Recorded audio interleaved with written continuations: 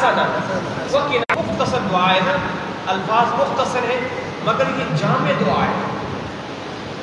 اب اس کے بعد اے اللہ آتینا، تو ہمیں عطا فرما، فی الدنیا، دنیا میں، حسنا بھلائی، وفی الآخرت، اور آخرت میں، حسنا بھلائی. دعا کتنی چھوٹی ہے. اب آپ کو یہ کہ اللہ مجھے دنیا میں یہ بھی دے، یہ بھی دے، یہ بھی دے، بندہ تھک جائے گا نا مانگتے مانگتے. کیا کیا مانگے؟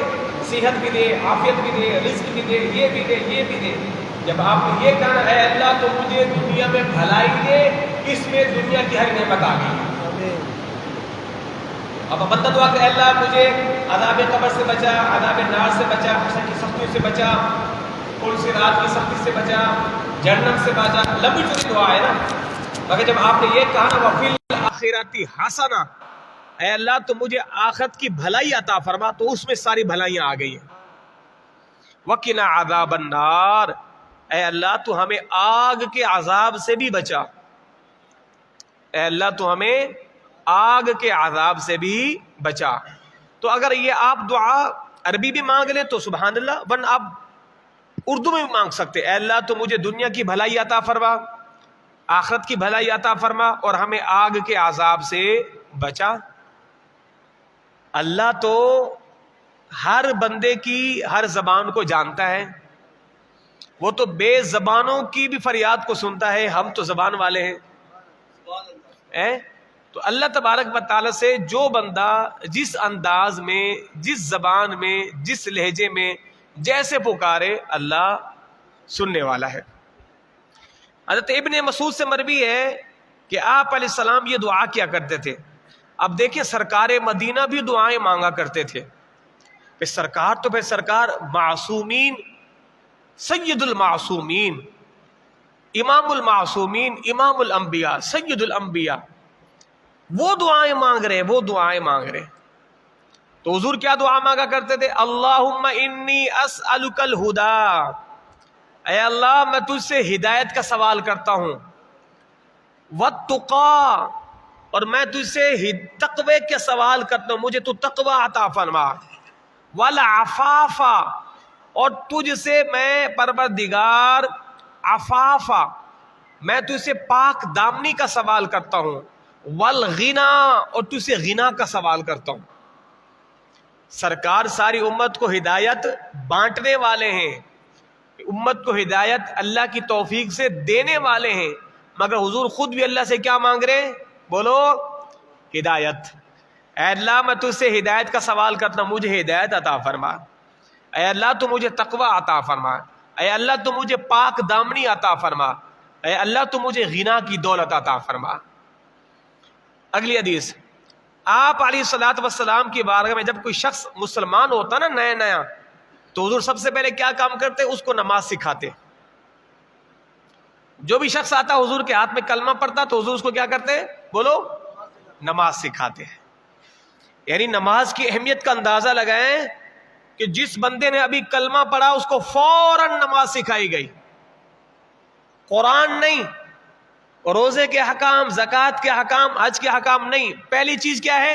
نماز. سرکار نے پہلے اس کو نماز سکھلائی، نماز یاد کرائی، تاکہ اسلام میں داخل ہوا ہے. بھائی سارے زندگی میں حج کیا ہے؟ ایک ہی دفعہ ہے، زکوٰۃ سال میں ایک دفعہ ہے، روزے سال میں ایک دفعہ ہے، مگر نماز تو دن میں 5 مرتبہ ہے. تو سرکار اس کو پہلے نماز حضور خود سکھاتے تھے. اللہ اکبر. اب حضور اس کے بعد اس بندے کو دعا کے بھی کلمات سکھاتے تھے. اب نماز تو پڑھ لے گا، دعا کیا کرے؟ تو حضور فرماتے کہ جب بھی نماز پڑھا کرو، نماز کے بعد ان کلمات سے اللہ کو پکارا کرو. اللہم اغفر لی، اے اللہ مجھے بخش دے. وارحمنی، اے اللہ مجھ پر رحم فرما.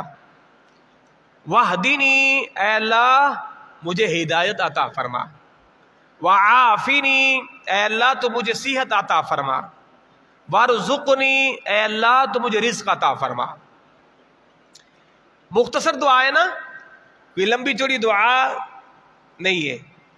اور دعا ہونی بھی مختصر چاہیے، دعا ہونی بھی مختصر چاہیے. اچھا میں یہاں پر بعد کچھ لوگ دعا کا کہتے ہیں، ہم کہتے ہیں اللہ تو بیماروں کو شفا یابی عطا فرما. اب بندہ کہتا ہے جناب آپ نے نام تو لیا ہی نہیں ہے. بھائی جس کے لیے میں نے دعا کی ہے, جس کا تصور میں نے ذہن میں لایا ہے, تو اللہ نہیں جانتا کس کے لیے دعا کی گئی ہے؟ بھائی جس تک نام پہنچانا تھا اس تک تو نام تمہارا میرے ارادے سے پہنچ گیا ہے, اور وہ جانتا ہے کس کے لیے دعا کی گئی ہے. اب اس کا نام لینا کیا ضروری ہے؟ اب یہ کہہ سکتے شاید آپ کو اطمینان نہیں ہوا, آپ کے اطمینان کے تو بندہ نام لے لے, مگر یاد رکھنا اللہ کے حضور نام لینے کی حاجت بھی نہیں ہوتی ہے. تو کتنی پیاری دعا ہے. تو حضور نے فرمایا جب نماز پڑھ لو یہ دعا کرو. اب دیکھیں کسی بھی حدیث کے اندر یہ لمبی چوڑی دعاؤں کا ذکر نہیں ہے. نماز کے بعد لمبی دعا یہ تسلسل کے ساتھ نہیں, مختصر دعا. آپ علیہ السلام فرضوں کے بعد جو حضور دعا مانگا کرتے تھے نا, فرضوں کے بعد مختصر دعا ہوتی تھی.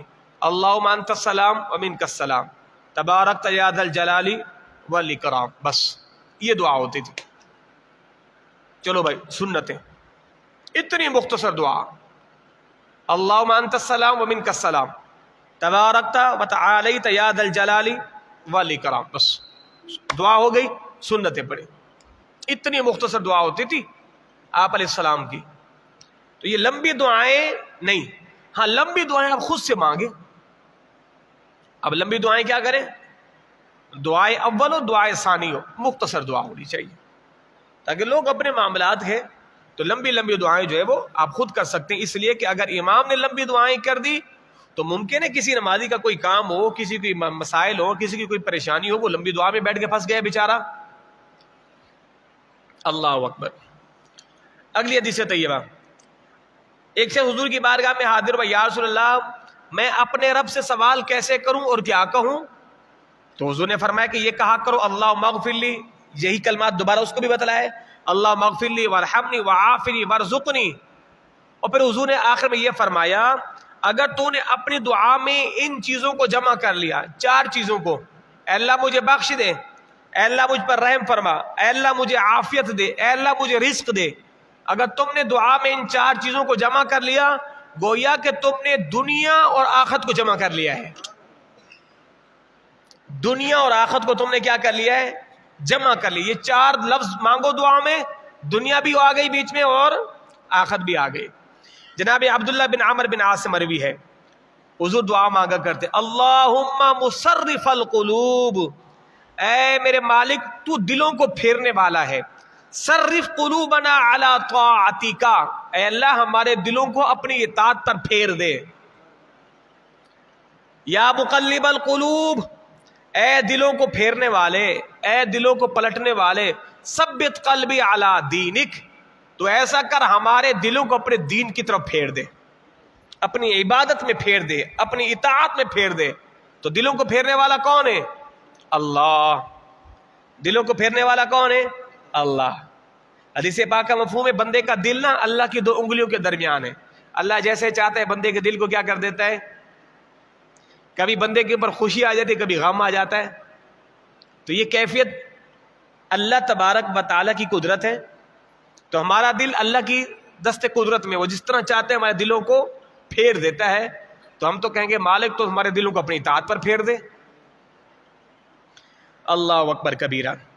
اگلی حدیث طیبہ, آپ علیہ الصلوۃ والسلام یہ دعا مانگا کرتے تھے اللہم اصلح لی دینی, اے اللہ میرے دین کی اصلاح کر جو میرے معاملے کی حفاظت کا سبب ہے, اور اے اللہ میری دنیا کو سنوار جس میں میری روزی ہے, اور اے اللہ میری آخرت کو درست کر جس میں میرا لوٹنا ہے, اور اے اللہ میری زندگی کو میرے لیے ہر بھلائی میں اضافے کا سبب بنا, اور موت کو میرے لیے ہر شر سے نجات کا ذریعہ بنا.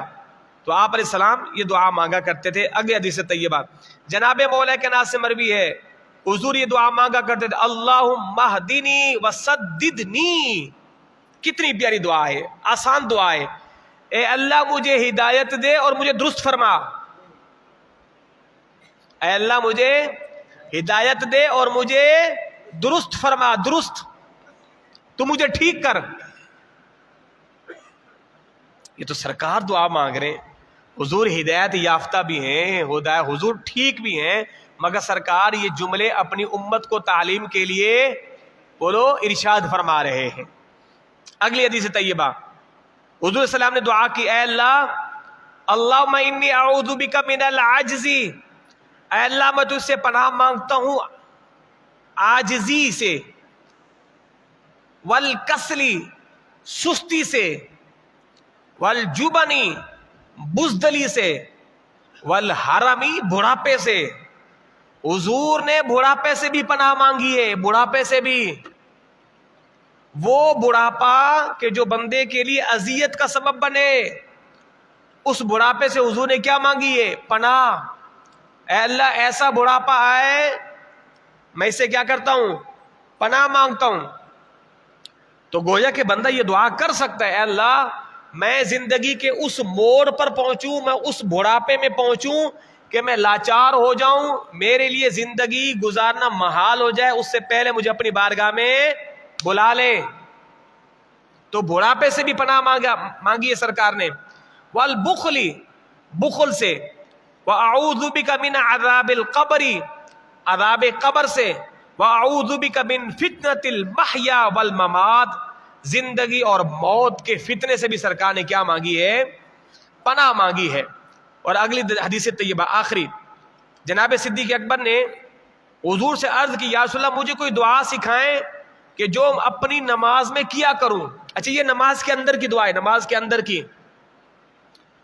ربی جعلنی بھی آپ پڑھ سکتے ہیں نماز میں, اس کی جگہ آپ اللہم ربنا آتنا فی الدنیا حسنہ یہ بھی پڑھ سکتے ہیں.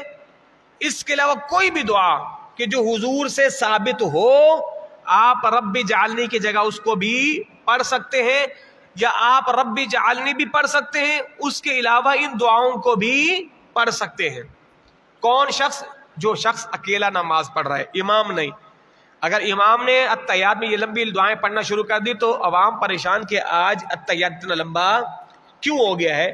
تو مقتدی حضرات اکیلے جب نماز پڑھیں تو ان دعاؤں کو التحیات میں رب جعلنی کے بعد پڑھ سکتے ہیں. تو جناب صدیق اکبر کو حضور نے یہ دعا فرمائی نماز میں. وہ دعا کیا تھی؟ اللہم انی ظلمت نفسی ظلما کثیرا, اے اللہ میں نے بہت زیادہ اپنی جان پر ظلم کیا ہے, بہت زیادہ ظلم. وَلَا يَغْفِرُ الذُّنُوبَ إِلَّا أَنْتَ اور گناہوں کو بخشنے والا کوئی نہیں ہے سوائے تیرے, تو ہی بخشنے والا ہے. إِلَّا أَنْتَ تو ہی بخشنے والا ہے. فَاغْفِرْ لِي تو پھر مجھے بخش دے. مَغْفِرَةً مِنْ عِنْدِكَ کیونکہ مغفرت تیرے پاس ہے. وَارْحَمْنِي اور تو مجھ پر رحم بھی فرما. إِنَّكَ أَنْتَ الْغَفُورُ الرَّحِيمُ بے شک تو بخشنے والا اور رحم فرمانے والا ہے. تو دعائیں کثرت کے ساتھ مانگا کرو, دعائیں کثرت کے ساتھ مانگا کرو, اور دعا مانگنے میں شرم اور عار محسوس مت کیا کرو. اللہ سے مانگ رہے ہو, کسی دنیا دار سے تھوڑی نہ مانگ رہے ہو, اور مانگا بھی بڑے اچھے طریقے سے کرو, ہاتھوں کو اٹھا کر اور جناب بڑی استقامت کے ساتھ, اے اللہ تو مجھے عطا فرما, اور تو نے عطا فرمانا ہے, تیرے علاوہ کوئی دینے والا ہے ہی نہیں, اور میں تیرے علاوہ کسی سے مانگوں گا بھی نہیں. تو نے مجھے پیدا کیا ہے, تو ہی مسبب الاسباب ہے, تو ہی میرا خالق ہے, تو ہی میرا مالک ہے. تیرے علاوہ میں بھلا کس سے مانگوں؟ تیرے دل کے علاوہ میں کس کا دروازہ جا کے کھٹکھٹاؤں؟ اے اللہ میں تجھ سے مانگوں گا اور تو مجھے دے گا, اور میں مانگتا ہی رہوں گا. تو اس عزم کے ساتھ, اس یقین کے ساتھ اللہ سے دعا مانگا کرے, اور جب مانگا کرے تو ہاتھوں کو اٹھا کے دعا مانگا کرے. کچھ لوگ ہاتھ وہ کوئی یوں کر کے دعا مانگ رہے ہوتے ہیں, کوئی ہاتھوں کو نیچے جو ہے وہ اپنی گود میں ہاتھ رکھ کے دعا مانگ رہے ہوتے ہیں. یعنی تمہیں اتنی حیا آ رہی ہے کہ تمہارے اندر اتنی حیا نہیں ہے, شرم نہیں ہے, اللہ سے مانگ رہے ہو, تمہارا انداز یہی ہے. تو ہاتھوں کو اٹھا کے, سرکار مدینہ حضور جب دعا مانگا کرتے تھے سرکار کے ہاتھ کبھی یہاں تک ہوا کرتے تھے, سرکار کے بغل کی سفیدی بھی نظر آتی تھی صحابہ کرام کو. سرکار کبھی اپنے چہرے کے برابر اور کبھی اپنے سینے کے برابر, یہ تین طریقے ہیں دعا کے, بغل سے اوپر, اور جناب عالی یہ چہرے کے برابر یا پھر سینے کے برابر. یہ تین طریقے ہیں دعا کے. یہ کوئی طریقہ تھوڑی آپ نے اپنے ہاتھوں کو گود میں رکھا ہوا ہے اور ہاتھ یوں بند کر کے بیٹھے ہوئے, اور ہاتھوں میں کئی لوگوں کو میں دیکھتا ہوں نماز کے دوران بھی دعائیں اول ہو رہی ہوتی ہے وہ ناخنوں میں سے میل نکال رہے ہوتے ہیں دعا کے درمیان، یا ہاتھوں کے اندر وہ یوں خارش کر رہے ہوتے ہیں، وہ یوں کر رہے ہوتے ہیں. مختصر دعا کے اندر بھی آپ کو اتنی سستی ہے، معاذ اللہ ثم معاذ اللہ. تو بڑے ادب کے طریقے سے جو ہے اللہ تعالیٰ سے مانگا کریں. بھائی ظاہر ہے کوئی اگر شخص کسی سے مانگنے کے لیے جائے اور آپ اپنا کٹورا لے کر گئے ہیں، دروازے پہ دستک دی اور آپ نے کچھ مانگا اور آپ کا کٹورا ادھر ہے کبھی ادھر ہے، تو دینے والا کہاں پہ دے گا؟ آپ کی اتنی تمیز نہیں ہے، جو چیز مانگنے آئے تو کٹورا سامنے رکھو تو ہی تو اس کے اندر ڈالے گا. جب سامنے سے کوئی بندہ کہ اس کے اندر اس کو حاجت ہی نہیں ہے مانگنے کی، اس کے اندر وہ ڈھب ہی نہیں ہے مانگنے والا، اس کو کوئی ضرورت ہی نہیں ہے. ضرورت مند ہوتا تو للاجت کے ساتھ، منت سماجت کے ساتھ گڑ گڑاتا روتا ہوا کاسا لے کے کھڑا ہوتا، بڑے ادب کے ساتھ. دینے والا کہتے ہیں یہ واقعی مستحق ہے، آپ کبھی یوں جا رہے ہیں کبھی یوں جا رہے ہیں، لگتا ہے جس کو آپ کو کوئی حاجت ہی نہیں ہے. تو اس طرح دعا مت کیا کریں، بڑے عزم کے ساتھ دعا کیا کریں. اللہ ہم سبوں کو اپنے حضور جھکنے والا دل عطا فرمائے. اور آخر میں یہ بھی کہوں گا، معمول بنائیں آپ حضرات، ہر اتوار کو بعد نماز مغرب آپ ضرور درس حدیث کی محفل میں بیٹھا کریں. ابھی میں عصر کی نماز میں نہیں تھا، میں گیا ہوا تھا اپنے بھائی کے گھر پہ، وہاں کوئی تقریب تھی، تو میں وہاں سے آیا،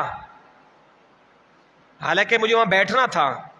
میں وہاں سے آیا، میں نے کہا نہیں آج مغرب ہے اور مغرب کے بعد ہمارے ہاں درس حدیث ہوتا ہے. میں اس لیے وہاں سے دوڑا چلا آیا، ورنہ مہمان بیٹھے تھے وہاں میں بھی بیٹھنا تھا. تو میں نے اپنے اس درس کو نہیں چھوڑا اس وجہ کر کے کہ ہمارا ہفتہ ادھر سے حدیث ہوتا ہے، اس کو چھوٹنا نہیں چاہیے، ناغہ نہیں ہونا چاہیے. تو اس لیے آپ آزاد بھی اس کی اہمیت کو سمجھیں، اس کی افادیت کو سمجھیں، معمول بنائیں، ہر اتوار کو مغرب کے بعد بیٹھا کریں اور کوشش کریں نمازی کو بھی بٹھایا کریں. آپ میں سے کچھ نمازی باہر کھڑے ہو جایا کریں دعا کے بعد، چلیں بھئی بیٹھے ہیں 10 حدیث اس کے بعد جائیے گا. 10 سے 15 منٹ میں یار آپ کا وقت کتنا بڑا قیمتی ہو سکتا ہے، اتنا بڑا قیمتی نہیں جتنا قیمتی یہ ہے. ہاں اس میں بیٹھ گئے تو آپ کا وقت قیمتی ہو گیا، جاتے تو قیمتی نہیں ہوتا، یہاں بیٹھنے سے آپ کا وقت قیمتی ہو گیا ہے. اب اس وقت کی قیمت اور مول آپ کو قیامت دن میں پھر پتہ چلے گی. تو اس لیے معمول بنائیں، آج یہ تہیہ کر کے اٹھیں کہ ہم نے اتوار کا درس حدیث انشاءاللہ چھوڑنا نہیں ہے. حضور کے میٹھے میٹھے فرامین ہم نے سننے ہیں. سرکار نے جو میرے لیے آپ کے لیے حضور نے جو میٹھے میٹھے فرامین امت کو صحابہ کو دیے، اور صحابہ نے ان کو سنبھال کے ہم تک پہنچائے، ہم نے سننا تو ہے نا. سرکار نے مجھے کیا تعلیم ارشاد فرمائی، حضور نے میرے لیے کیا حکم ارشاد فرمایا، سرکار میرے لیے کیا چھوڑ کر گئے ہیں. تو ہم نے حضور کے ان موتیوں کو چننا ہے اور اپنے دلوں کے اندر بننا ہے. اللہ ہم سبوں کو عمل کی توفیق عطا فرمائے. اللہم تقبل منا